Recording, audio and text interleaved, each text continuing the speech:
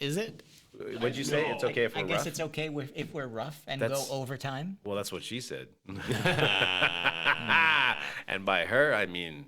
Okay, guys, Hillary we're live in okay, 5, 4, 3.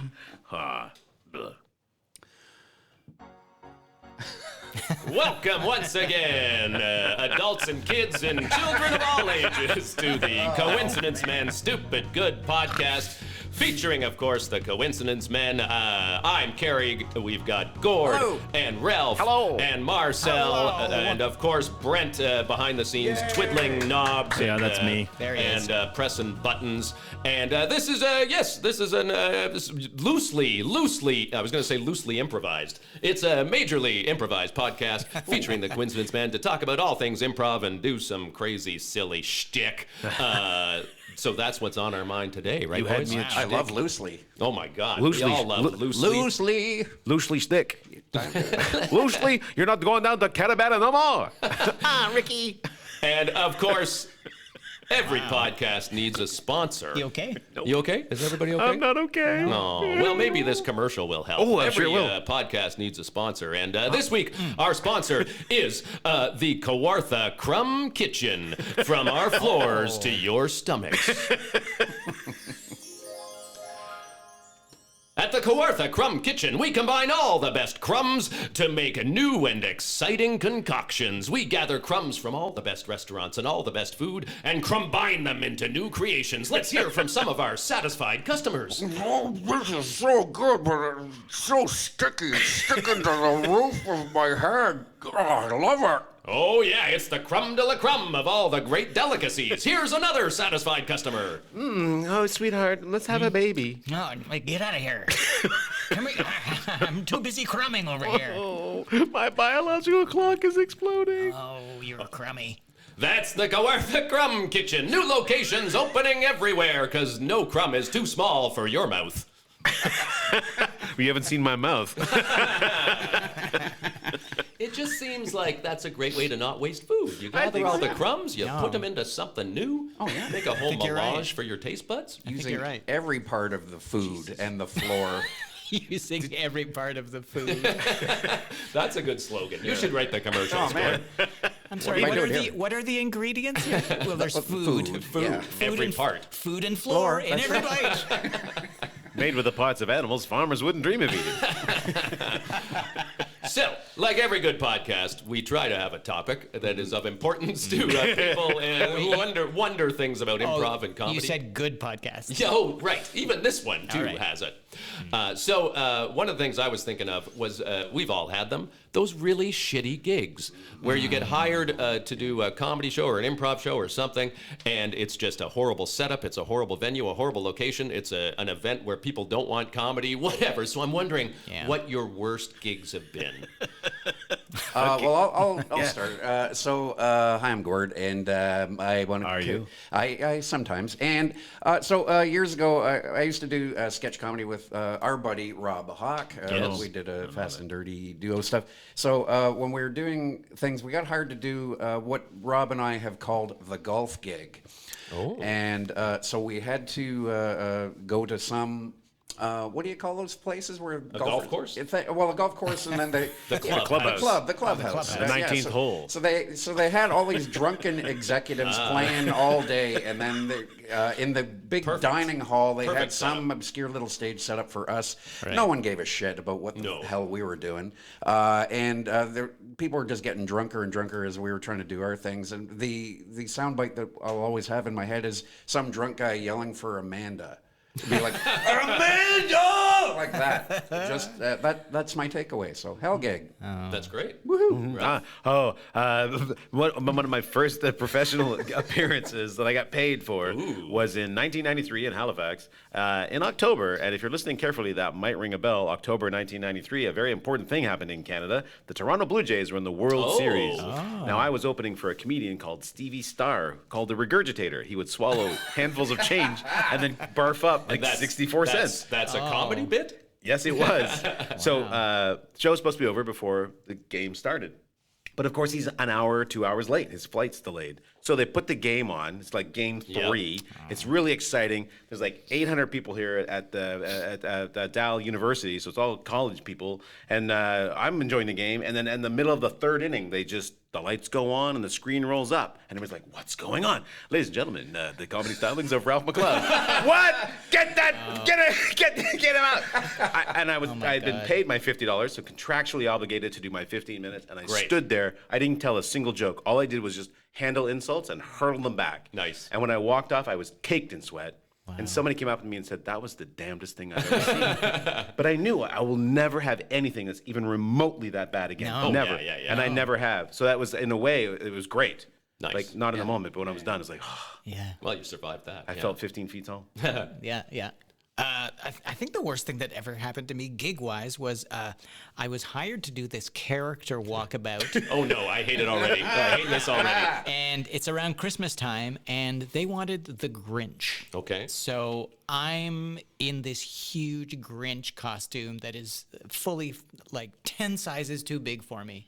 And I'm, it's this heavy in the head. There's supposed to be a fan inside to cool me down. It's broken.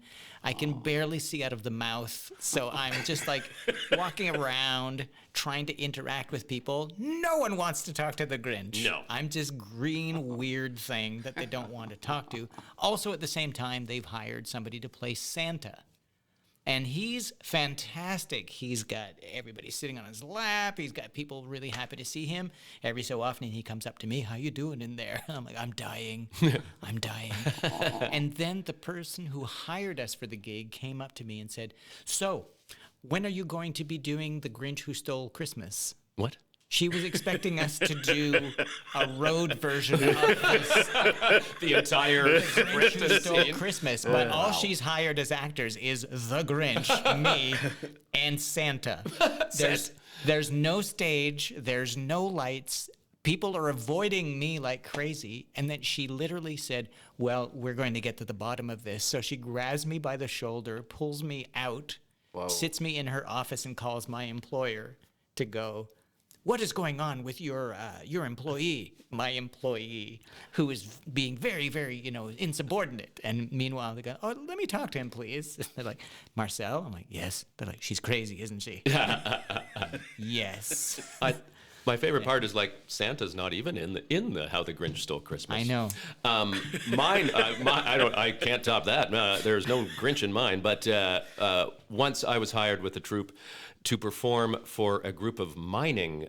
It was a mining conference. So it was mining executives, and it was just one of those gigs where it was at the end of their long day. It was in a bar with food. They just wanted to drink and party, and we were sort of set up at the side of the bar. There wasn't one random microphone on a stand, but there was like music playing and people talking and drinking. So nobody's paying attention to us. Nobody even knew what we were doing or why we were there. But my favorite part of it was, so we were trying to do scenes, but realizing nobody's listening. And then this guy, we see him walking towards the stage, or that wasn't even a stage, it was the corner of the room. And I remember he was a big, like, biker-looking dude. Like he had he wasn't screaming Amanda, but he just in the middle of a scene, he was like, I got a joke, and he walked up and grabbed the mic, and we just were like, fine, and he proceeded to tell this long, rambling, it must have been at least 7 minutes. Wow. I don't remember the whole joke, but it was basically a dumb blonde punchline. That was the whole joke, and we were just like, after he was done, we were like, okay, thank you, everybody. That's our time. And good night. Amanda! So, at least it's all uphill from here for us, right? Nothing could go wrong. So, on each of our podcasts now, we also like to do a little improv bit. So, we're going to finish off with some improv. I thought we'd do a classic, dare I say, improv game that just doesn't get played enough anymore. No way. It's a little game called Scooby Doo, just to set it up for our audience. So, obviously, the character Scooby Doo rocks like Riss, putting an R in front of every word. For this Scooby-Doo game, every improviser is given a different letter that they must put in front of every word they speak. So I'm going to randomly give Gord the letter T. Okay. And Ralph, I will give the letter B. And Marcel will have the letter L. L. And I'm going to take the letter W for the hell of it. Oh, you just screwed yourself. I know. And why don't we have, we'll have Ralph and Marcel start the scene, and you can bring Gordon I in at some point as other characters or set up whatever you like. Why don't, you mentioned a baseball game, Ralph, Yeah. so why don't we have you guys somehow involved in a baseball game or something? Sure. All right. Boy, bad. Bis bor biz bud pabay. Listen, Lenny, lime, lore, lad, lore, lear, lace ball game, lame. But? Lie, laugh, loo, lel, loo, lum, thing. Oh, but please. Lure, lom, lend, lie, lar, laking, lup. Oh, boo. Lime, lorry, lum times, leeple, lol, lout, love, love. People boo ball butt above. Oh, bob, bum, bum. Wello, one. Wello. Lullo. Wid woo well, whim? Lilold, lim. Lees, loke, lift, lit, lie, think. Lul, lee, label, loo, lizit, lee, lan, live, lift, lom. Bye, bont, boo, biv, biff, bub. Bum. Bye, buv, bum. Bum. Les, loo, live, lift, lom. Lie, led, lat. Woo will with we, wand, why, woo, wover. Wenry. Tello, time tendry. Lullo, lenry. Wheat Hello. war woo wad. Batty. Ton. Late. Lun, look, linning lich. Lift, lup, lure, larm, lech, lalol. Toe. Tits ta, tome run. Ton. Boom. Bye, bot, bubble. Lud. Bye, biv, bubble. Boo, boo, bad. That's thunderful, ton. Well, whiz wappy wending. And scene. Oh, that was a thing of beauty. Except for Marcel's character who got screwed.